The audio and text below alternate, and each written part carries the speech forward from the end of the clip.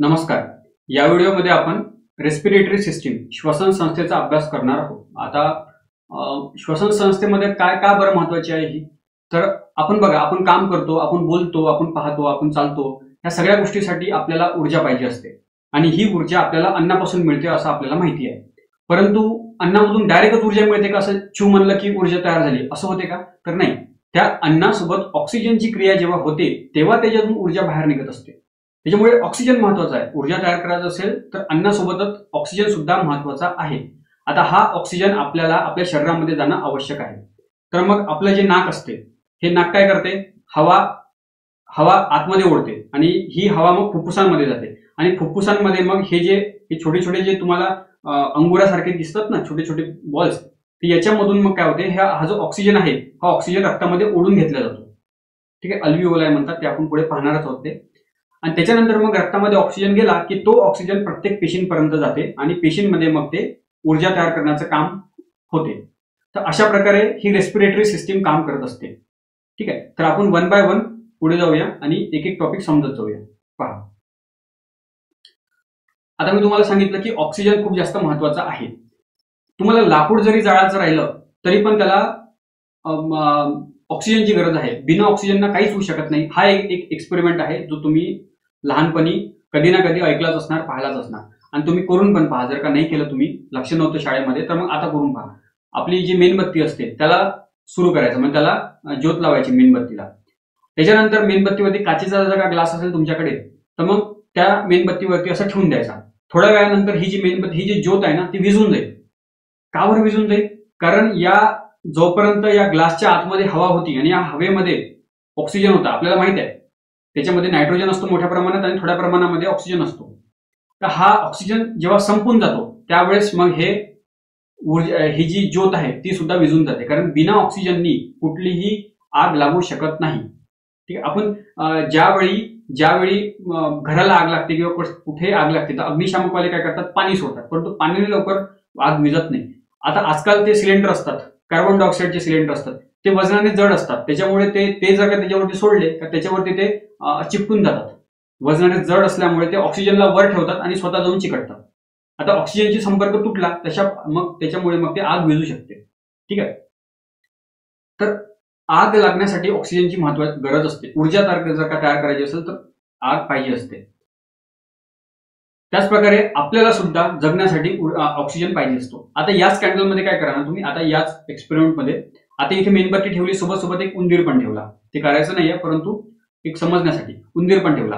आता ही ज्योत जळण्यासाठी ऑक्सिजन पाहिजे असतो. त्याचप्रकारे आपल्याला सुद्धा, सजीवाला पण जगण्यासाठी ऊर्जा, आपली ऑक्सिजन पाहिजे असते. आता थोड्या वेळाने काय होईल, इथे कॅन्डल बुजून जाईल आणि हा उंदीर सुद्धा मरून जाईल, कारण ऑक्सिजन संपला.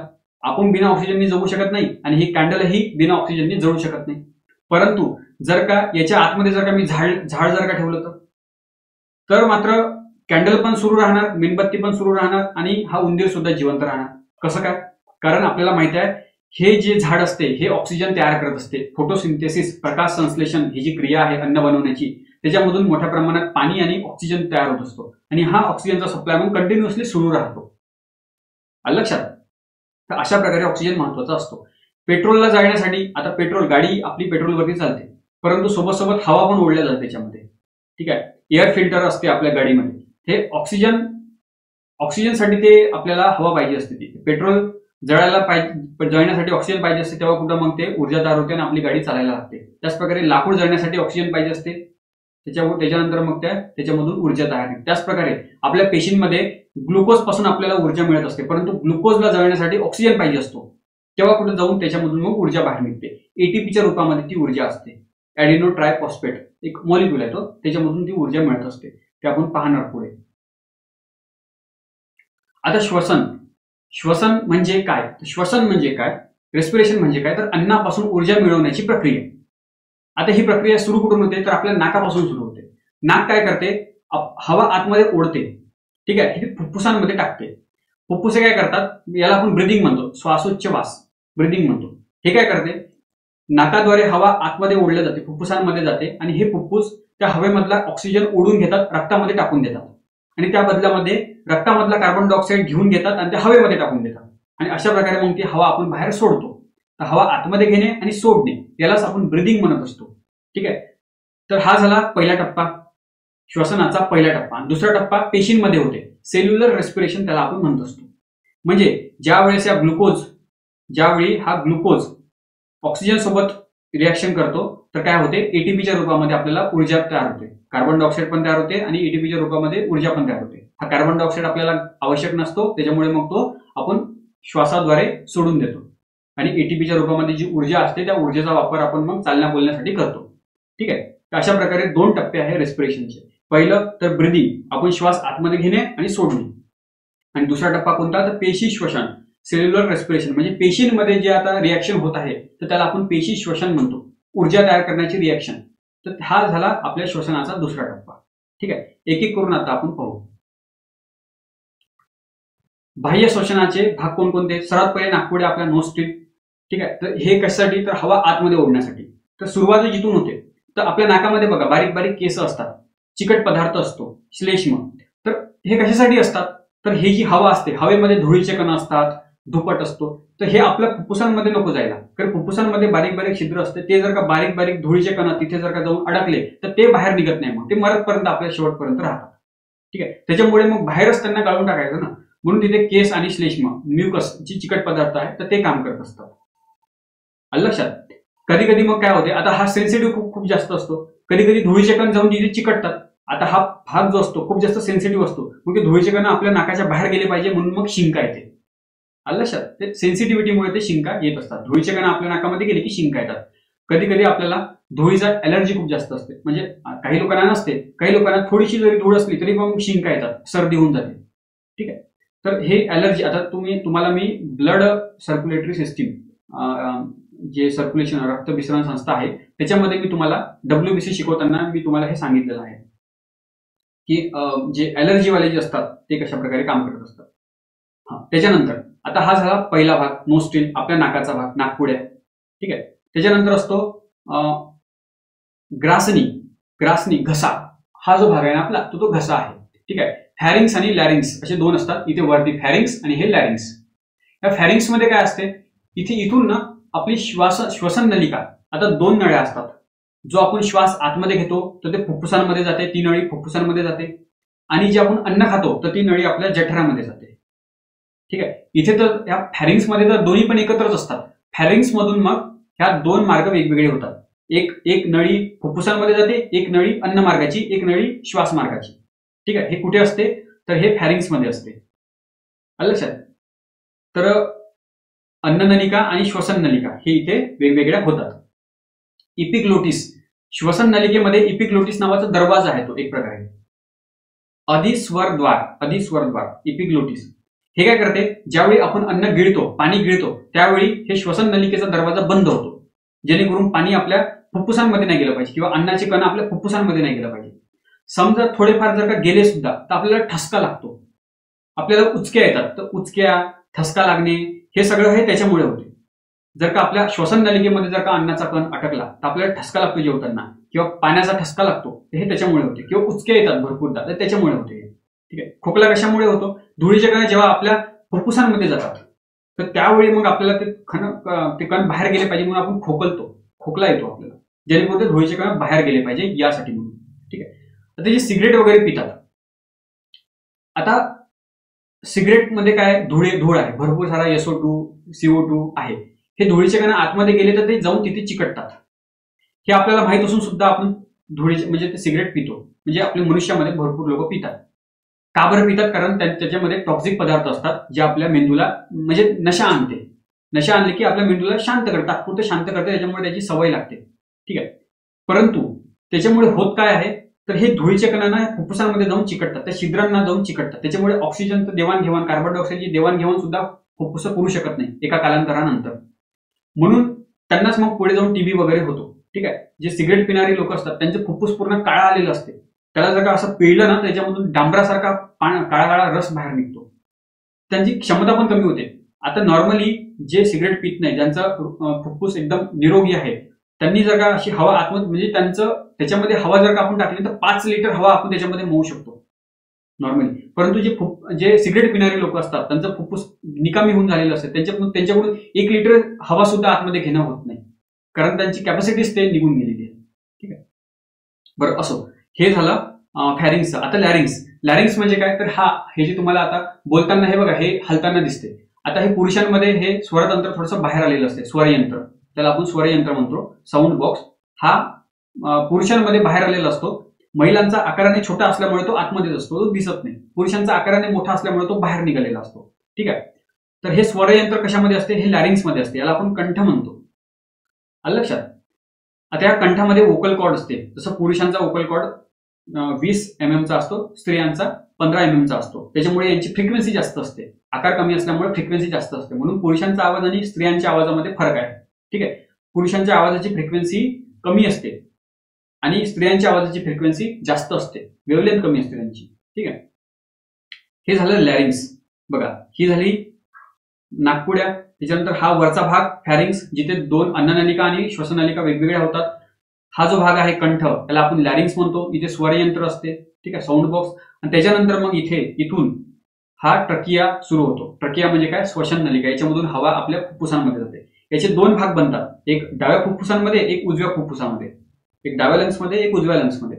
तर हे जे 2 मार्ग बनलेले आहेत, त्या 2 मार्गाला आपण ब्रोंकाय म्हणतो असतो, श्वसनी. आणि या ब्रोंकायपासून मग भरपूर साऱ्या फांद्या फुटतात. ज्या प्रकारे झाडाचं मोठं खोड असते, त्याच्यानंतर त्याला मोठ्या मोठ्या फांद्या फुटतात. त्या फांद्यांना आणखी बारीक बारीक फांद्या असतात. त्याच प्रकारे इथे सुद्धा या ब्रोंकायला अशा बारीक बारीक फांद्या तयार होतात. त्याला आपण श्वसनिका म्हणतो, ब्रोंक्युल्स म्हणतो. आणि सर्वात शेवटी ज्या प्रकारे अंगुराचा गुच्छा असतो, त्याच प्रकारे इथे सुद्धा बारीक बारीक शेवटी टोकाला गुच्छ असतात, बारीक बारीक छोट्या छोट्या बॉलची गुच्छ असतात. त्यांना आपण अल्व्हिओलाय म्हणतो. वायुकोश फुगे असतात ते छोटे छोटे, लाखो करोड फुगे असतात. असं म्हणतात 75 करोड असे अल्व्हिओलाय आपल्या फुफ्फुसांमध्ये असतात, जे हवेमधून ऑक्सिजन रक्तामध्ये ओढण्याचं काम करत असतात. कोण, तर हे अल्व्हिओलाय. अल्व्हिओलाय सर्वात महत्वाचा घटक आहे याच्यामध्ये. आता ह्या अल्व्हिओलायचा आपण अभ्यास करू. पहा, हे बघा, हा तो अल्व्हिओलाय आहे. ज्या प्रकारे अंगुराचे गुच्छ असतो, त्याच प्रकारे याच्यामध्ये हवा गेली की याच्यामधला हा जो ऑक्सिजन आहे ना, हे बघा, ह्या अल्व्हिओलायच्या आजूबाजूला बारीक बारीक रक्तवाहिन्या, कॅपिलरी, केश रक्तवाहिन्या या गुंडाळलेल्या असतात, जेणेकरून याच्यामधून ऑक्सिजन या रक्तामध्ये मिसळू शकेल आणि कार्बन डायऑक्साईड परत त्या हवेमध्ये टाकल्या जाईल. ठीक आहे, अशा प्रकारे हे अल्व्हिओलाय काम करत असते.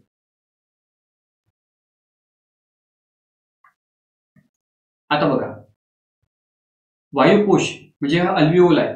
अल्व्हिओलायद्वारे वायूचे देवाणघेवाण होत असते. याला आपण काय म्हणतो असतो, ब्रीदिंग म्हणत असतो. श्वास आतमध्ये घेणे, श्वास घेणे, त्याला आपण श्वास म्हणतो. आणि उच्च श्वास म्हणजे श्वास बाहेर सोडणे. ठीक आहे, याच्यामध्ये आपली जी फुफ्फुस असतात ना, तर असं एक डायफ्रागम असतो तिथे. ठीक आहे, डायफ्रागम, त्याला आपण काय म्हणतो, स्नायुमय पटल म्हणतो. तो जर का खाली गेला तर आपलं जे हृदय आहे, बरगड्या, छातीच्या बरगड्या आणि डायफ्रागम, याच्यामुळे आपलं फुफ्फुस फुगते आणि कॉम्प्रेस होते. ज्यावेळी हा डायफ्रागम, जसं आता हे काय आहे, हे लंग्स आहेत. आता मी इथे लंग्स काढून दाखवतो. हे लंग्स आहेत आणि खाली डायफ्रागम आहे.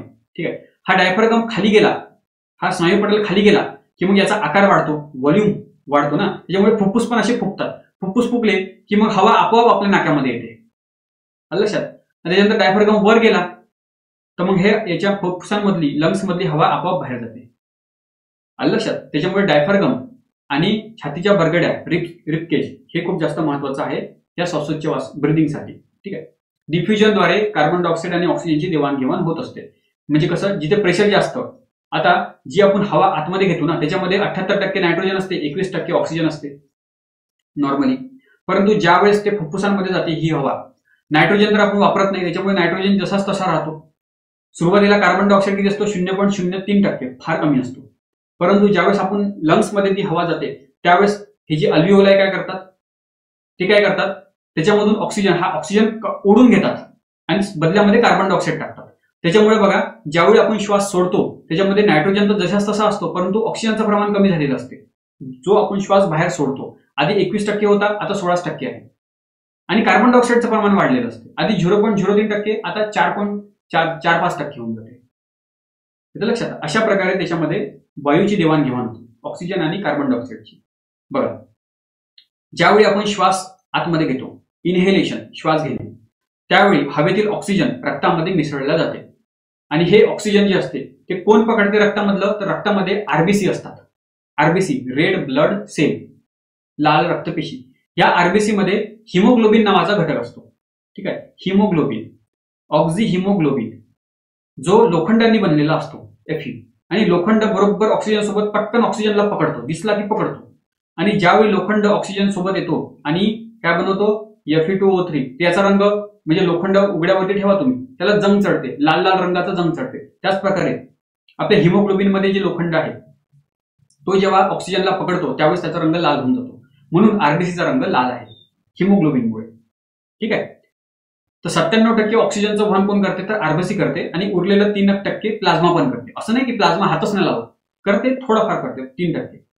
त्याच प्रकारे कार्बन डायऑक्साईडचं मग देवाणघेवाण कोण करते, तर कार्बन डायऑक्साईडचं देवाणघेवाण प्लाझ्मा जास्त करत असतो. म्हणजे 75% कार्बन डायऑक्साईड हा प्लाझ्मामध्ये, कारण प्लाझ्मा कशाने बनलेला आहे, हा पाण्याने बनलेला आहे. जवळपास 90-95% तर पाणीच असते त्याच्यामध्ये. तर पाण्यामध्ये हा कार्बन डायऑक्साईड मिक्स होऊ शकतो आणि काय बनवते, H2CO3 बायकार्बोनेट, H2CO3. तर अशा प्रकारे प्लाझ्मा काय करतो, प्लाझ्मा कार्बन डायऑक्साईडचं वहन करत असतो.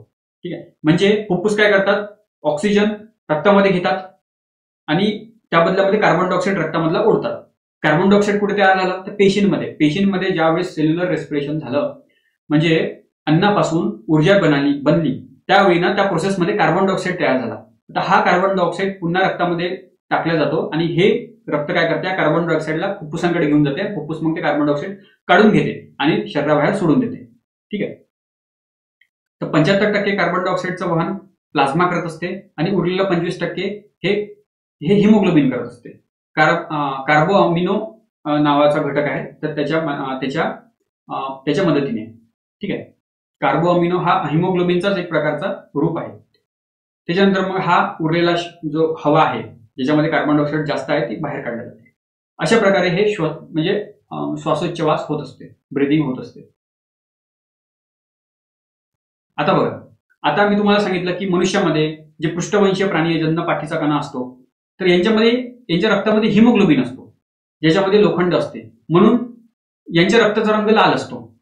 परंतु जे मोल्युस्का म्हणजे ज्यांचं शरीर मुलायम असते, ठीक आहे, मृदुकाय प्राणी, समुद्रामधले ऑक्टोपस असू द्या किंवा हॉर्शू क्रॅब असू द्या, तर यांच्या रक्तामध्ये हिमोसायनिन नावाचा घटक असतो. हिमोग्लोबिन नसतो, हिमोसायनिन असतो.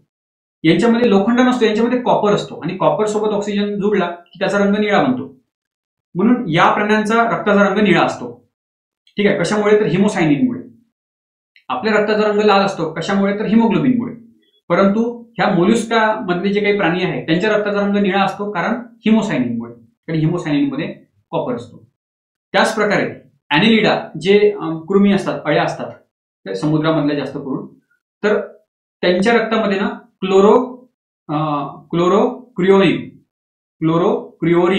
ठीक आहे, तर नावातच क्लोरो म्हणजे काय, हिरवा, क्लोरोफिल. पानांचा रंग हिरवा का बरं असतो, कारण त्याच्यात क्लोरोफिल असते. नावात क्लोरो म्हणजे काय, हिरवा, लक्षात ठेवायचं.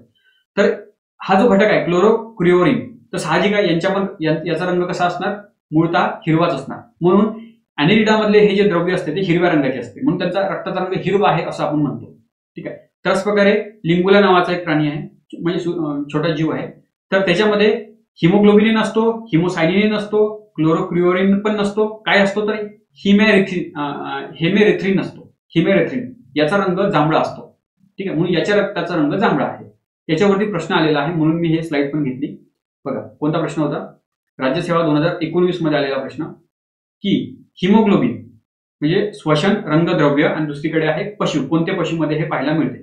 हिमोग्लोबिन कुठे, तर आपल्या मनुष्यामध्ये किंवा पृष्ठवंशीय प्राण्यांमध्ये. तर अ ची जोडी 2 ला लागली पाहिजे. अ ची जोडी 2 ला इथे आहे आणि इथे आहे, इथे नाही आहे. हे 2 ऑप्शन इलिमिनेट झाले. आता या दोघांमध्ये उत्तर आपल्याला मिळणार आहे. दुसरं, आता क्लोरोक्रिओरिन, आता हे आपल्याला नाही माहिती, हिमेथ्रिन हे माहिती नाही आहे, हिमोसायनिन हे आपल्याला माहिती नाही आहे, तर मग तुक्का मारायचा. 1 आणि 2 मधून एक छातीला माती लावून एक तुक्का मारून टाकायचा. 50-50% चान्स आहे. कमीत कमी आपण 2 ते इलिमिनेट केले. ठीक आहे, आता आपण याचा अभ्यास केला, त्याच्यामुळे आता हे सॉल्व्ह करू शकतो. आता जसं क्लोरोक्रिओरिन मी तुम्हाला सांगितलं, क्लोरो म्हणजे काय, हिरवा, आणि हिरवा रक्तगुणाचं असते. ते ॲनिलिडा जे अळ्या असतात समुद्रामध्ये राहणाऱ्या जास्त करून, तर ॲनिलिडामध्ये आपल्याला हे फ्लोरोक्लोरिन नावाचा रंगद्रव्य पाहायला मिळतो. त्याच्यामुळे त्यांचा रंग हिरवा असतो रक्ताचा. हिमेरिथ्रिन लिंबुलामध्ये आपल्याला पाहायला मिळते आणि हिमोसायनिन हे मोलुस्कामध्ये. त्या हिमोसायनिनमध्ये कॉपर असतो, त्याच्यामुळे मोलुस्कामध्ये जे काही प्राणी आहेत, सगळेच प्राणी म्हणत नाही मी, काही प्राणी, तर त्यांच्या रक्ताचा रंग हा निळा असतो. ज्या प्रकारे उदाहरणासाठी ऑक्टोपस त्याच्या रक्ताचा रंग निळा आहे, हॉर्शू क्रॅब त्याच्या रक्ताचा रंग निळा आहे. ठीक आहे, अशा प्रकारे. तर आपलं उत्तर काय आलं? ब ची जोडी 1 ला, ब ची जोडी 1 ला म्हणजे हा ऑप्शन. ठीक आहे. आता त्याच्यानंतर आपण पाहू आता फुफ्फुसांची क्षमता. आता फुफ्फुसांमध्ये जर का आपण पंपने हवा जर का भरली ना, तर 5-6 लिटर हवा त्याच्यामध्ये मावू शकते. परंतु ऑन एन ॲव्हरेज आपण जी श्वास घेतो, आता हा जो मी श्वास घेत आहे, तर किती हवा गेली असणार? तर अर्धा 1 लिटर हवा जाते नॉर्मली. ठीक आहे, म्हणजे जे ॲव्हरेज जे आहे, तर अर्धा लिटर हवा आपल्या फुफ्फुसांमध्ये गेली, जशाच तशी ते बाहेर निघाली. ठीक आहे. परंतु जर का आपण लांब श्वास घेतला तर असा भरपूर सारी हवा आतमध्ये गेली. ठीक आहे, तर ती किती? तर जवळपास 2.5 ते 3 लिटर, मॅक्झिमम आपण 2.5 ते 3 लिटर हवा भरू शकतो. परंतु जर का आपल्याला पंपाने जर का भरायचं राहिला, पंपाने कशी भरू शकतो, परंतु त्याची कॅपॅसिटी तेवढी आहे. 5 ते 6 लिटर हवा तो स्वतःमध्ये घेऊ शकतो, एवढी कॅपॅसिटी आपल्या लंग्सची असते. ठीक आहे. परंतु जे सिगरेट पितात त्यांचं फुफ्फुस हे कमजोर झालेलं असते, निकामी झालेलं असते. मी तुम्हाला याच्या आधी सांगितलं. का बरं? कारण सिगरेट पिणारे ते कार्बन डायऑक्साईड आणि सल्फर डायऑक्साईड सगळं त्यांच्या पोटामध्ये, त्यांच्या छाती, आपल्या फुफ्फुसांमध्ये जाते, तिथे जाऊन ते चिकटते. म्हणून जे नॉर्मली जे आपलं फुफ्फुस आहे लाल रंगाचं दिसते, ते आता काळा बनायला लागते. कशामुळे? ते कार्बन डायऑक्साईडमुळे, त्या सल्फर डायऑक्साईडमुळे. ठीक आहे, आणि तिथे जमा होते. त्याच्यामुळे कार्बन डायऑक्साईड आणि ऑक्सिजन याची देवाणघेवाण पण बरोबर होऊ शकत नाही, नॉर्मली कामच करू शकत नाही, ते फुगत पण नाही. ते तुम्हाला मी फोटो दाखवतो बघा. आता आपल्याकडे हे बघा, आता या व्हिडिओमध्ये बघा काय दिसते. हा लाल रंगाचं निरोगी फुफ्फुस आहे, त्याच्यामध्ये हवा भरली तर ते खूप जरा फुगलं. परंतु हे काळ्या रंगाचं बघा बरं, हे कोणाचं फुफ्फुस आहे? काळ्या रंगाचं, हे सिगरेट पिणाऱ्याचं. ते फुगत पण नाहीये, फुगत पण नाहीये ते. पण लाल रंगाचं किती फुगत आहे? 5-6 लिटर हवा तर नॉर्मली आरामात मिळू शकते त्याच्यात. ठीक आहे, तर अशा प्रकारे त्याच्यामुळे सिगरेट पिणं खूप जास्त हानिकारक असते. त्याच्यामुळे फुफ्फुस तर निकामी होते, सोबत त्याचा कॅन्सर पण होऊ शकतो. ते काळं आलेलं आहे, त्याला पिळायला लागलं तर पूर्ण डांबराचा काळ्या रंगाचा पदार्थ असतो ना, त्याच्यासारखा पदार्थ निघतो त्याच्यातून पिळलं तर. असं आहे ते. आता पेशीय श्वसन आपल्याला पाहायचं. Cellular respiration.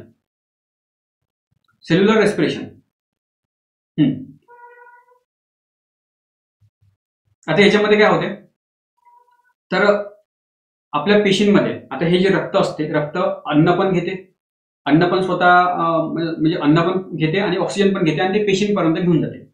आता पेशी काय करतात? हे अन्न पण आपल्याकडे घेतात, ऑक्सिजन पण आपल्याकडे घेतात, आणि मग त्या अन्नाला शिजवतात, म्हणजे त्याच्यामधून ऊर्जा बाहेर काढतात. ठीक आहे, तर अन्नापासून आपल्याला ग्लुकोज मिळते. C2C6H12O6 हा ग्लुकोज आहे, आणि याच्यापासूनच मग पुढे आपल्याला ऊर्जा मिळत असते. ही ऊर्जा तयार कुठे होते? तर पेशींमध्ये तयार होत असते. सर्वात पहिले ही पेशी आहे, ह्या पेशीच्या आतमध्ये पेशी द्रव्य असते, सायटोप्लाझम त्याला म्हणतो. जेव्हा आपलं अन्न ह्या पेशीच्या आतमध्ये जाते, तेव्हा याचे 2 तुकडे होतात. ह्या ग्लुकोजचे 2 तुकडे होतात. इथे ऑक्सिजनची गरज नाही, हे बिना ऑक्सिजन न होते. याचे 2 तुकडे होतात, आणि त्या तुकड्यांना काय म्हणतात? पायरुवेट म्हणतात. C3H4O3. ठीक आहे, तर हे 2 तुकडे होत असताना, या ग्लुकोजचे 2 तुकडे पायरुवेट मध्ये रूपांतर होत असताना 2 ATP एवढी ऊर्जा तिथे तयार होते. ठीक आहे, याला आपण ग्लायकोलिसिस असं म्हणत असतो. म्हणजे ऊर्जा तयार करण्याचे सेल्युलर रेस्पिरेशनचे 2 टप्पे आहेत. पहिला टप्पा या सायटोप्लाझम मध्ये होतो. दुसरा टप्पा या पेशीच्या आतमध्ये मायटोकॉन्ड्रिया असतात, भरपूर सारे मायटोकॉन्ड्रिया असतात. या मायटोकॉन्ड्रियाच्या आतमध्ये मग हे पायरुवेट जातात. हे पायरुवेट मायटोकॉन्ड्रियाच्या आतमध्ये जातात, आणि मायटोकॉन्ड्रिया मग या पायरुवेटला आणखी तोडतात. ठीक आहे, आणि त्याच्यापासून मग भरपूर सारी ऊर्जा तयार करतात. परंतु आता या पायरुवेटला तोडण्यासाठी ऑक्सिजनची गरज असते. ठीक आहे, म्हणजे जे आपण ऑक्सिजन घेतो ना, तर ते ऍक्च्युअली या मायटोकॉन्ड्रियाला पाहिजे असते. तर मायटोकॉन्ड्रिया काय करतो? या पायरुवेट सोबत ऑक्सिजनला जोडतो, आणि याच्यापासून कार्बन डायऑक्साईड आणि पाणी तयार करतो, आणि सोबत एटीपीच्या रूपामध्ये ऊर्जा पण तयार करतो. परंतु एटीपीच्या रूपामध्ये ती ऊर्जा असते, सोबत NADH NADH आणि FADH2 हे सुद्धा एटीपी सारखेच ऊर्जेचे एक प्रकार आहेत. ठीक आहे, डायरेक्टली आपण याच्यापासून ऊर्जा वापरू शकत नाही. त्याच्यामुळे सर्वात पहिले काय करतात ना, हे NADH बनतो. आता हे NADH इथे पण बनतो थोडाफार आणि मायटोकॉन्ड्रियामध्ये पण बनतो. आता हा जो सायटोप्लाझम मध्ये फक्त एटीपी बनतो, सोबत सोबत थोडाफार प्रमाणामध्ये NADH पण बनतो. ठीक आहे, हे NADH आणि FADH काय आहे, हे ऊर्जेचे प्रकारच आहे. परंतु आपण जी ऊर्जा वापरू शकतो ते एटीपीच्या रूपामधली ऊर्जा वापरू शकतो. NADH किंवा FADH ची ऊर्जा नाही वापरू शकत. ठीक आहे, हे काहीतरी तात्पुरती बनत असते. त्याचं रूपांतर मग पुढे ह्या NADH आणि FADH रूपांतर सुद्धा मग एटीपी मध्येच होते. आलं लक्षात. परंतु मध्ये थोड्या वेळासाठी NADH आणि FADH2 बनत असते. आलं लक्षात. आता बघा, आता मायटोकॉन्ड्रियामध्ये हे पायरुवेटचं रूपांतर कार्बन डायऑक्साईड आणि पाण्यामध्ये होते. या प्रक्रियेला काय म्हणतात, क्रेब्स सायकल म्हणतात. क्रेब्स सायकल किंवा त्याला दुसरं नाव आहे सायट्रिक ऍसिड सायकल. ठीक आहे, आता सोबत काय बनलं, NADH पण बनला, FADH2 पण बनला. आता हा पण पुढे जाऊन एटीपीच्या रूपामध्ये त्याचं रूपांतर होणार आहे. तर NADH आणि FADH चं रूपांतर एटीपी मध्ये होणे याला आपण इलेक्ट्रॉन ट्रान्सफर सायकल म्हणतो. आलं लक्षात. पहिलं कोणतं पाहिलं आपण, परत एकदा, सायटोप्लाझम मध्ये जेव्हा ग्लुकोजचे 2 तुकडे होतात आणि पायरुवेट बनतात त्याला आपण काय म्हणतो, ग्लायकोलिसिस. त्याच्यानंतर हा पायरुवेट हा मायटोकॉन्ड्रियामध्ये जातो. मायटोकॉन्ड्रिया काय करतो, ऑक्सिजन सोबत त्याची रिएक्शन करतो आणि कार्बन डायऑक्साईड आणि पाणी बनवतो, सोबत एटीपी पण बनवतो, ऊर्जा. ठीक आहे, ऊर्जेचं रूप आहे ते. परंतु सोबत काय बनते, NADH पण बनते, FADH2 पण बनते. ठीक आहे, आता या NADH आणि FADH2 चं रूपांतर शेवटी एटीपी मध्ये होतेच. त्याला आपण काय म्हणतो, इलेक्ट्रॉन ट्रान्सफर सायकल म्हणतो. आणि वरच्याला काय म्हणलं आपण, क्रेब्स सायकल. म्हणजे पायरुवेटचं रूपांतर कार्बन डायऑक्साईड आणि पाण्यामध्ये होणे याला आपण क्रेब्स सायकल म्हणतो. त्याला दुसरं नाव आहे सायट्रिक ऍसिड सायकल. हे 2-3 शब्द थोडेसे लक्षात असू द्या, कारण याच्यावरती 2 वेळा प्रश्न आलेले आहेत. ठीक आहे, अशा प्रकारे टोटल मायटोकॉन्ड्रियामध्ये किती तयार होते, तर 36 एटीपी ऊर्जा तयार होते. म्हणजे 30 पेक्षा जास्त एटीपी ऊर्जा इथे तयार व्हायला पाहिजे. एका ग्लुकोज पासून किती एटीपी ऊर्जा मिळते, तर 30 पेक्षा जास्त, 30, 32, 36, 38 ते व्हॅरी होत राहते. तर एटीपी. ठीक आहे, आता बघा, एक एटीपी मधून किती ऊर्जा असते, तर 30.5 किलो जूल पर मोल एवढी ऊर्जा एका एटीपी पासून. एटीपी म्हणजे काय, तर ऍडिनो ट्रायफॉस्फेट हा त्याचा लॉंग फॉर्म आहे. ठीक आहे, आता राज्यसेवा 2014 मध्ये आलेला प्रश्न पहा. काय प्रश्न होता, की ऑक्सी श्वसनाच्या शेवटी काय तयार होते, कार्बन डायऑक्साईड आणि पाणी. कार्बन डायऑक्साईड आणि पाणी, ऑप्शन नंबर 14. ऑक्सी श्वसनामध्ये ऑक्सिजन कोणती मुख्य भूमिका बजावतो. काय करतो ऑक्सिजन काय करतो, तर ऑक्सिजन काय करतो, ऑक्सिजनला इलेक्ट्रॉनची गरज असते. ठीक आहे, आता हा पायरुवेट C3H4O3 हा पायरुवेट होता, मायटोकॉन्ड्रियामध्ये गेला, तर हा ऑक्सिजन याच्यामध्ये जातो आणि मिसळतो. काय बनतो, कार्बन डायऑक्साईड बनतो आणि पाणी बनते. आता या कार्बन डायऑक्साईड मध्ये CO2. आता कार्बन काय करत असतो, हा इलेक्ट्रॉन ऑक्सिजनला देत असतो. शेअरिंग होते, तशी तर शेअरिंग होते, परंतु जास्त करून हे इलेक्ट्रॉन ऑक्सिजनकडे जास्त झुकतात. त्याच्यामुळे ऑक्सिजनवरती निगेटिव्ह चार्ज दिला जातो. एक प्रकारे सुरुवातीला यांनी एकमेकांसोबत शेअर केले इलेक्ट्रॉन. आता काय केलं, कार्बनचे इलेक्ट्रॉन स्वतःकडे घेतले ऑक्सिजननी. म्हणजे इलेक्ट्रॉन घेतले ना त्यांनी, या ऑक्सिजननी इलेक्ट्रॉन घेतले, म्हणून इलेक्ट्रॉन ग्रहण केले तरी. त्याच्यामुळे ऑप्शन कोणतं येणार, दुसऱ्या नंबरचं, इलेक्ट्रॉन ग्राही. प्रोटॉनचा इथे संबंधच नाही, प्रोटॉन वगैरे सोडून द्या. फक्त इलेक्ट्रॉन दाता आहे की घेता आहे, म्हणजे ग्राही आहे, याच्यामधून आपलं उत्तर आहे. तर कोणता आहे, ग्राही. तो ग्रहण करतो इलेक्ट्रॉन. ठीक आहे, राज्यसेवा 18 मध्ये आलेला प्रश्न, सुक्रोजचे एरोबिक ऑक्सिडेशन होऊन अधिकतम किती एटीपी तयार होतात. आता सुक्रोज म्हणजे काय, सुक्रोज म्हणजे ज्याच्यामध्ये ग्लुकोज असतो, फ्रुक्टोज असतो, असे 2, म्हणजे असं समजा तुम्ही 2 ग्लुकोज एकत्र येऊन काय बनतो, सुक्रोज बनतो. तसं तर ग्लुकोज आणि फ्रुक्टोज सारखाच आहे. बघा, तुम्हाला थोडं सांगून देतो. जे सुक्रोज असते, सुक्रोज मध्ये ग्लुकोज आणि फ्रुक्टोज असतो, परंतु थोडासा फरक आहे. म्हणजे एक प्रकारे 2 ग्लुकोज एकत्र येऊन सुक्रोज बनला असंच तुम्ही समजून घ्या तात्पुरतं. तर एका ग्लुकोज पासून आपल्याला मगाशी आपण पाहिलं किती तयार झालं, एका ग्लुकोज पासून किती एटीपी तयार झाला, 36 एटीपी आपण पाहिले होते. 38, 36, 30 पेक्षा जास्त होतेच होते. मग मला सांगा सुक्रोज पासून किती व्हायला पाहिजे, त्याचे डबल, नाही का, त्याचे डबल. आधी ते 37 आहे, हे चुकीचं आहे. ते तर ग्लुकोज पासूनच मिळते एवढं. 44 हे पण नाही, 50 हे पण नाही, 60 हे बरोबर वाटते आपल्याला. ठीक आहे, जास्त आहे ना हे. अशा प्रकारे बघा, आता आता ज्या प्रकारे मी तुम्हाला सांगितलं, ग्लुकोज मी तुम्हाला समजून सांगताना काय सांगितलं की सुरुवातीला ग्लायकोलिसिस होते, सायटोप्लाझम मध्ये ग्लुकोजचे 2 तुकडे होतात, त्यावेळी 2 एटीपी ऊर्जा तयार होत असते. त्याच्यानंतर मायटोकॉन्ड्रियामध्ये जातात, क्रेब सायकल, ठीक आहे, क्रेब सायकल आहे तिथे, त्याच्यानंतर इलेक्ट्रॉन ट्रान्सफर सायकल आहे, याच्यामध्ये मग भरपूर 36 एटीपी तयार होतात. अशा प्रकारे 38च्या जवळपास ग्लुकोज पासून एटीपी तयार होतात. आता सुक्रोज मध्ये काय होते, साखरेमध्ये काय होते, तर ग्लायकोलिसिस म्हणजे सायटोप्लाझम मध्ये हा जेव्हा सुक्रोज तुटतो त्याच वेळी 10 एटीपी तयार होतात, आणि मग मायटोकॉन्ड्रियामध्ये जे क्रेब सायकल असते त्यावेळेस मग आणखी बारीक बारीक तुकडे होऊन कार्बन डायऑक्साईड आणि पाणी बनते, त्यावेळेस किती एटीपी, तर 50 एटीपी, असे एकूण 60 एटीपी सुक्रोज मध्ये तयार होतात. ठीक आहे, उत्तर काय याचं 60. त्याच्यानंतर 2021 मध्ये आलेला प्रश्न, राज्यसेवा, खालीलपैकी कोणती प्रक्रिया श्वसन प्रक्रियेत अंतर्भूत नाही, म्हणजे कोणती प्रक्रिया ही श्वसन प्रक्रियेचा भाग नाही, कोणती प्रक्रिया, केल्विन सायकल नाही, हे नाही वाचलं आपण आतापर्यंत. जे वाचलं काय वाचलं, ग्लायकोलिसिस, क्रेब सायकल, त्याला आपण सायट्रिक ऍसिड सायकल पण म्हणलं, त्याच्यानंतर इलेक्ट्रॉन ट्रान्सफर सायकल, हे आपण पाहिलं ना, तर केल्विन सायकल नाही आहे त्याच्यात. त्याच्यानंतर सायट्रिक ऍसिड सायकल आहे का, हो. ग्लायकोलिसिस आहे का, हो. इलेक्ट्रॉन ट्रान्सफर चेन आहे का, हो, हे पण आहे. तिन्ही आहे, हे नाही आहे, म्हणजे आपलं उत्तर काय असायला पाहिजे, केल्विन सायकल. ठीक आहे, खालीलपैकी कोणती पायरी श्वासोच्छवास प्रक्रियेमध्ये येत नाही, हे सुद्धा राज्यसेवा 2021 मध्ये विचारलेला प्रश्न. रेस्पिरेशन वरती जास्त करून राज्यसेवेनेच प्रश्न विचारलेले आहे, तर हे आपल्याला पाहायचं आहे. बघा, आता हा प्रश्न थोडासा कठीण वाटतो पाहायला आणि आहे सुद्धा कठीण, मग हा स्किप करून टाकायचा का, तर थोडं डोकं लावा, थोडं लॉजिक लावा, इथे लॉजिक पण लागते, थोडं ऑप्शनकडे बघावर.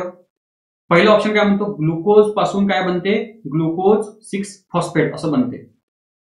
फ्रुक्टोज 1,6 डायफॉस्फेट पासून फ्रुक्टोज 6 फॉस्फेट बनला, आणि फ्रुक्टोज 6 फॉस्फेट पासून फ्रुक्टोज 1,6 फॉस्फेट, म्हणजे जशाच तसं हे उलट गेलेलं आहे, म्हणजे ही जी आहे याला उलट इथे लिहिलेलं आहे, म्हणजे 2 आणि 3. मला सांगा, ही पायरी विचारलेली आहे, खालीलपैकी कोणती पायरी श्वासोच्छवासाची प्रक्रिया नाहीये, म्हणजे हे तिन्ही पण एकामागे एक काहीतरी असणार, त्यापैकी या 4 पैकी एक कोणता तरी याच्यामध्ये ऑडमॅन आउट आहे, कोणता डायरेक्टच दिसून पडतो ना, हे दोन जशाच तसे त्यांनी रिपीट केलेले आहे, म्हणजे या दोघांमध्येच आपलं उत्तर असणार. लक्षात, या दोघांमध्येच आपलं उत्तर असायला पाहिजे, म्हणून आपण याच्यापैकी 2 किंवा 3 पैकी एक तुक्का मारून टाकायचा. आता याच्यामध्ये जरी आणखी जर का लॉजिक लावायचं असेल तर असं लॉजिक लावू शकतो की फ्रुक्टोज 1,6 डायफॉस्फेट पासून फ्रुक्टोज 6 फॉस्फेट हा बनणं बरोबर वाटते, की फॉस्फेट 6 पासून 1,6 बनणं बरोबर वाटते, तर हे थोडंसं योग्य वाटते पाहायला. ठीक आहे, तर आपले उत्तर सुद्धा हे आहे 3ऱ्या नंबरचं. लक्षात. आता हा प्रश्नाचा एकदम डिटेलमध्ये अभ्यास करून काही फायदा नाही, हे खूप जास्त कठीण लेवलचा प्रश्न झाला, हा स्किप करायचा. परंतु जर का लॉजिक लावता येत असेल तर असं लावून पाहायचं. एक तर लॉजिक 2 ते एलिमिनेट डायरेक्ट आपण करू शकतो, हे आणि हे, कारण ह्या दोघांमध्येच उत्तर असायला पाहिजे, कारण हे जशाच तसं अल्टीपल्टी केलेलं आहे, ह्या दोघांमध्येच आपल्याला निवडायचं आहे. ठीक आहे, उत्तर कोणतं आहे आपलं, 3ऱ्या नंबरचं. आता एनारोबिक रेस्पिरेशन म्हणजे काय, ऑक्सिजनची गरज नसते. जसं ग्लुकोज आपल्या पेशींच्या आतमध्ये गेलं जाते, सायटोप्लाझम मध्ये जाते, तर तेव्हाच त्याचे 2 तुकडे होते, तिथे ऑक्सिजनची गरज नाही, म्हणजे तिथे ऊर्जा तयार होत आहे, बिना ऑक्सिजननी होत आहे, तर त्याला आपण अनएरोबिक रेस्पिरेशन आपण म्हणणार, जिथे ऑक्सिजनची गरज नसते. ठीक आहे, पण मायटोकॉन्ड्रियामध्ये गेल्यानंतर मात्र ऑक्सिजन पाहिजे, तर एरोबिक रेस्पिरेशन म्हणणार. ठीक आहे, आता मसल्स ज्यावेळी आपण खूप धावल्यानंतर ना तेव्हा काही वाटत नाही, परंतु दुसऱ्या दिवशी ते खूप जास्त कडक येतात, म्हणजे खूप दुखतात ते. का बरं, कारण तिथे लॅक्टिक ऍसिड तयार झालेलं असते. लॅक्टिक ऍसिड का बरं लॅक्टिक ऍसिड तयार झालेलं असते, कारण जे ग्लुकोज आहे, ग्लुकोजला तुटण्यासाठी ऑक्सिजनची गरज असते आणि त्याला थोडा वेळ पाहिजे असते. आता आपण धावून राहिलो, इन्स्टंट ऊर्जा पाहिजे आपल्याला, एवढ्या लवकर तर ऊर्जा तयार करणार नाही पेशी. मग तात्पुरतं काय होते, ही जी ग्लुकोज आहे ना, ग्लुकोजचं डायरेक्ट तुकडे होऊन तिथे काय बनते, लॅक्टिक ऍसिड बनते, आणि ऍसिड झोंबते, ते आंबट असते, साहजिक आहे. त्याच्यामुळे मग इथे ऍसिड तयार होते, ऍसिड सिक्रेट होते, त्याच्यामुळे मग हे दुखायला लागते, हे मसल्स दुखायला लागतात. 1-2 दिवसामध्ये ते ठीक पण होतात. ठीक आहे, तर ऊर्जा कमी मिळते, पण तात्पुरती गरज भागवल्या जाते. ठीक आहे, तर व्यायाम करत असताना मसल्स जे ग्लुकोजला तोडतो आणि ऊर्जा बनवतो, तर त्याला ऑक्सिजनची गरज नसते, कारण इन्स्टंट पाहिजे आपल्याला. तात्पुरतं काहीतरी ऊर्जा पाहिजे म्हणून तात्पुरतं तोडताड करून थोडीशी ऊर्जा पाहिजे म्हणून ग्लुकोजला तोडतो आणि लॅक्टिक ऍसिड बनते. या केसमध्ये ऑक्सिजनची गरज नसते, त्याला आपण एनारोबिक रेस्पिरेशन असं म्हणतो. त्याच प्रकारे जी बुरशी असते, ईस्ट ही बुरशीचा प्रकार आहे. तो ग्लुकोजमध्ये टाकल्यानंतर ग्लुकोज त्याचं इथेनॉल बनते. जसं आता इडली डोसा बनवण्यासाठी आई काय करते, आपली ते मॅटर तयार करते पूर्ण आणि त्याच्यामध्ये बेकिंग सोडा टाकतात किंवा ईस्ट टाकतात, जेणेकरून मग दुसऱ्या दिवशी मग त्याच्यामध्ये भरपूर पापुद्रे येतात, ते फुगतात ते. ठीक आहे, काबर फुगतात कारण carbon dioxide gas CO2 gas तिथे तयार झालेला असतो, त्याच्यामुळे तिथे कार्बन डायऑक्साईडचे बबल्स तयार होतात. ठीक आहे, याच कारणामुळे ते डोसा वगैरे असतो किंवा ढोकळा असतो तो असा फुगतो, स्पंजी काबर होतो, ते बारीक बारीक मधामध्ये छिद्र काबर येतात, ते कार्बन डायऑक्साईड तिथे गॅस जमा झालेली असते ना, त्याच्यामुळे ज्यावेळी आपण शिजवायला टाकतो ते गॅस मग उडून जाते, परंतु ती जागा जशाच तशी राहते आणि अशा प्रकारे मग तो मस्त इडली डोसा नाही पण इडली, त्याच्यानंतर ढोकळा, याच्यामध्ये असे मस्त पापुद्रे असतात, छिद्र असतात, स्पंजी असतात तो.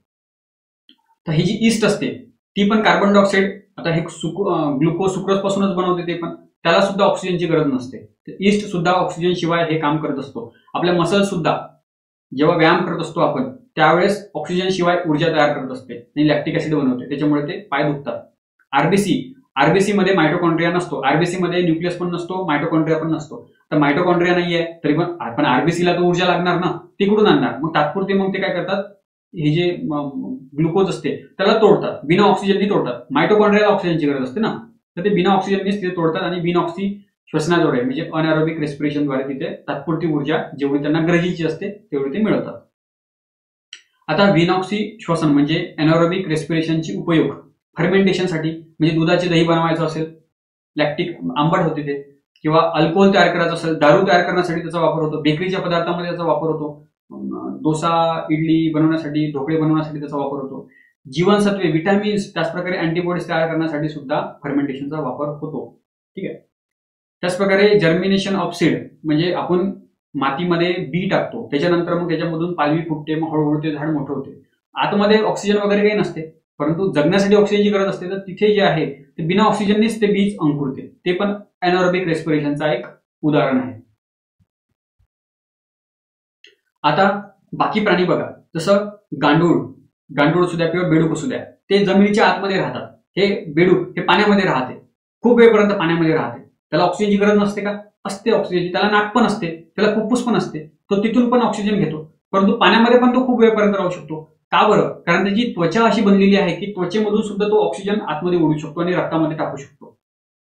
लक्षात, कार्बन डायऑक्साईड ती त्याची त्वचा डायरेक्ट कार्बन डायऑक्साईड सोडून देते आणि ऑक्सिजन घेऊन घेते, की हे फक्त त्याच्या बेडकाच्याच त्वचेमध्ये आपल्याला पाहायला मिळते. याला आपण काय म्हणतो? क्युटेनियस रेस्पिरेशन म्हणतो. त्वचेद्वारे होणारं रेस्पिरेशन हे बेडकामध्ये, गांडुळामध्ये आपल्याला पाहायला मिळते. त्याच्यानंतर जे मासे असतात, ह्या माशांना हे त्याची कानं नाहीये, हे त्याची नाक आहे एक प्रकारे. ठीक आहे, त्यांना यांना गिल्स म्हणतो आपण, कल्ले म्हणतो. हे कल्ले काय करतात? पाण्याला ओढून घेतात आणि पाण्यामध्ये जे ऑक्सिजन आहे ते पाण्यामधलं ऑक्सिजन रक्तामध्ये मिसळतात. ठीक आहे, आणि याला आपण ब्रॉन्क्युअल रेस्पिरेशन म्हणत असतो. गिल्सद्वारे, कल्ल्याद्वारे जे रेस्पिरेशन केलं जाते, श्वासोच्छवास केला जाते, त्याला आपण ब्रॉन्क्युअल रेस्पिरेशन म्हणतो. कीटक, हे जे कीटक आहेत, कीटकामध्ये कसल्याही प्रकारचे असे रक्तवाहिन्या वगैरे नसतात, ते रिकाम्या जागा असतात, हे मोकळ्या जागा असतात. या मोकळ्या जागेमध्ये हवा वगैरे जाते आणि ही मोकळ्या जागेमध्येच मग कार्बन डायऑक्साईड आणि ऑक्सिजनचं देवाणघेवाण होते. याला आपण ट्रकायल रेस्पिरेशन असं म्हणतो. ट्रकिया म्हणजे मोकळी जागा म्हणजे ट्रकिया. ठीक आहे, सस्तन प्राणी, उभयचर प्राणी, पक्षी यांच्यामध्ये प्रॉपर लंग्स असतात, फुफ्फुस असतात. आपल्यामध्ये फुफ्फुस आहे आणि फुफ्फुस काय करतात? फुफ्फुस म्हणजेच काय? तर पल्मोनरी रेस्पिरेशन. आपल्या रेस्पिरेशनला पल्मोनरी रेस्पिरेशन म्हणतो. ठीक आहे, परत एकदा, त्वचेद्वारे रेस्पिरेशन जे होते त्याला क्युटेनियस म्हणतो. गिल्सद्वारे मासे जे करतात त्यांना आपण ब्रॉन्क्युअल रेस्पिरेशन म्हणतो. कीटकांमध्ये जे होते ते ट्रकायल रेस्पिरेशन, आणि आपल्या माणसांमध्ये जे होते, मनुष्यामध्ये, प्राण्यांमध्ये, पक्ष्यांमध्ये ते पल्मोनरी, कारण लंग्स असतात आपल्याला. लंग्स म्हणजे पल्म्स.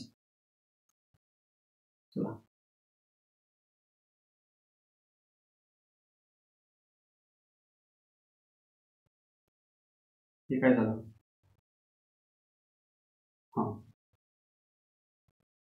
हा एक प्रश्न आहे, कोणता? बेडकामध्ये बाह्य श्वासोच्छवास, एक्सटर्नल रेस्पिरेशन हे कशाद्वारे होते? बेडकामध्ये कशाद्वारे होते? फुफ्फुस असतात का यांना? हो, असतात. बकल पोकळी असतात का? हो, हे गळ्यामध्ये बघा डराव डराव करतात, जे बेडूक ते इथे गळा असतो ते मोठा होतो त्याच्यात, तर तिथे सुद्धा बकल पोकळीद्वारे सुद्धा तो श्वसन करत असतो. त्याचप्रकारे त्वचेद्वारे सुद्धा तो श्वसन करत असतो. म्हणजे पहिला ऑप्शन बरोबर आहे आपला. ठीक आहे. वनस्पतीमध्ये, हे क्लर्क मेल 2018 मध्ये आलेला प्रश्न आहे. वनस्पतीमध्ये पेशी, आता डायरेक्ट या वनस्पतीच्या पेशी असतात ना, डायरेक्ट ऑक्सिजनच्या संपर्कात असतात, हवेच्या संपर्कात असतात. वनस्पतीमधला जी पेशी असते ती आकाराने अशी असते, मोठ्या प्रमाणामध्ये त्याच्यामध्ये व्हॅक्यूल असतो, त्याच्यामध्ये हवा भरलेली असते, त्याच्यामुळे डायरेक्टच संपर्क येतो हवेसोबत. तर वनस्पतीच्या पेशी, सर्व पेशी हवेच्या संपर्कामध्ये असतात, त्याच्यामुळे त्यांना तिथे काही वेगळा प्रॉब्लेम नाही, काही लंग्सची काही वगैरे काही गरज नाही. विसरण म्हणजे डिफ्युजनद्वारे प्रेशर, जास्त प्रेशरकडून कमी प्रेशरकडे हवा वाहत असते. त्याचप्रकारे ऑक्सिजन जास्त प्रेशरकडून कमी प्रेशरकडे आणि कार्बन डायऑक्साईड जास्त प्रेशरकडून कमी प्रेशरकडे, अशा प्रकारे देवाणघेवाण होते. दिवसाला कार्बन डायऑक्साईडचा वापर प्रकाश संश्लेषणासाठी होतो. म्हणजे रेस्पिरेशनमध्ये ऑक्सिजन घेतलं जाते, कार्बन डायऑक्साईड तयार होतो, परंतु वनस्पती कार्बन डायऑक्साईडचा पण वापर करतात अन्न तयार करण्यासाठी, फोटोसिंथेसिस. ठीक आहे. मग स्वतःने तयार केलेला कार्बन डायऑक्साईड ते स्वतःच वापरतात, परंतु हे फक्त दुपारच्या वेळी होते, कारण दुपारच्या वेळी सूर्यप्रकाश असतो. प्रकाश संश्लेषण करण्यासाठी सूर्यप्रकाशाची गरज असते. रात्रीच्या वेळी सूर्यप्रकाश नसतो, त्याच्यामुळे तो फक्त रेस्पिरेशन करतो, ऑक्सिजन घेतो, कार्बन डायऑक्साईड सोडतो रात्रीच्या वेळी. तर सोडलेला कार्बन डायऑक्साईड तो हवेतच सोडतो, त्याला तो परत घेत नाही तो, कारण तिथे फोटोसिंथेसिस होऊ शकत नाही रात्रीच्या वेळी. म्हणून आपले जे पूर्वज म्हणतात की रात्रीच्या वेळी झाडाखाली बसू नये. कशासाठी बसू नये? कारण शुद्ध हवा नाही आहे त्याच्यामुळे. ठीक आहे. चला, अशा प्रकारे इथे हा टॉपिक संपला. धन्यवाद.